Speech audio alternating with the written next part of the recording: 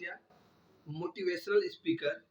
मैं आप लोगों को एक छोटी सी कहानी सुनाने जा रहा हूँ और ये कहानी उन लोगों के लिए है जो लोग करना तो बहुत कुछ चाहते हैं लेकिन लाइफ में कुछ कर नहीं पाते हैं। और सिर्फ इसलिए नहीं कर पाते हैं क्योंकि वो कर्म से ज़्यादा विश्वास करते हैं कि कहीं से हमको भगवान ला कर दे दे सारी चीज़ें और हम ऐशो आराम की ज़िंदगी जी सकें।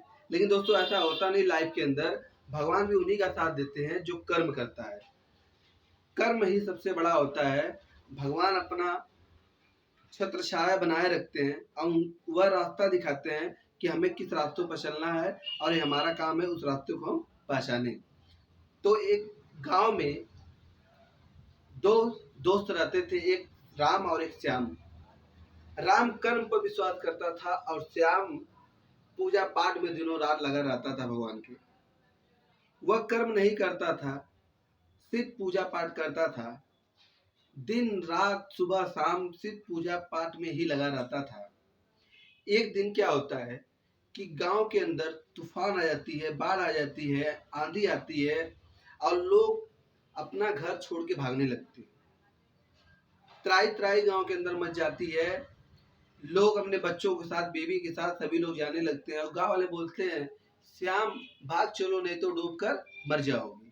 लेकिन श्याम कहता है कि मेरे भगवान आएंगे मुझको बचाने के लिए और वो जाता नहीं उनके साथ। उनका मित्र राम भी आता है कि श्याम भाग चलो यहाँ से नहीं तो तुम डूब कर मर जाओगे।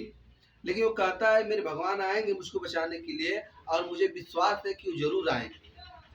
उसकी बात भी नहीं मानता है और वो भी चला जाता है। गांव में पानी भरने लगती हैं और पुलिस वाले आते हैं अपनी जीप लेकर, कहते हैं कि श्याम तुम डूब कर मर जाओगे और मेरे साथ चल चलो। लेकिन तब भी वो नहीं मानता है और उनको अभी चले जाते हैं उसको छोड़कर। उसके बाद नाव वाले आते हैं, कहते हैं श्याम चलो भाग चलो नहीं तो डूब कर मर जाओगे। तब भी वह नहीं जाता है, कहता है मेरे भगवान आएंगे मुझको बचाने के लिए।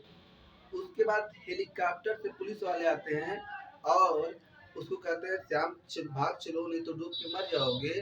तब भी वो नहीं जाता है और पानी भरता भरता छत के ऊपर चला जाता है और छत के ऊपर वो चला जाता है और तब भी नहीं जाता है। उसके बाद धीरे धीरे गले से ऊपर पानी भरता भरता वह डूब कर मर जाता है और भगवान पास जाता है। भगवान पूछता है कि भगवान तुम मुझको बचाने क्यों नहीं आए, इसलिए मैं तुमसे बहुत नाराज हूँ।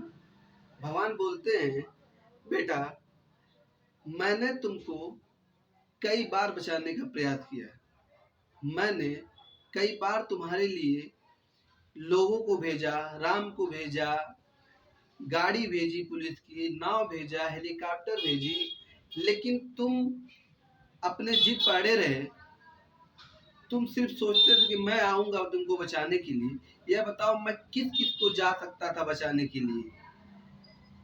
मुझको बहुत सारे लोग चाहने वाले हैं जो मेरे लिए पूजा प्रार्थना सारी चीजें करते हैं। मैंने तुमको कई बार बचाने का प्रयास किया लेकिन तुम जिद पड़े रहे और तुम यहाँ मर चुके।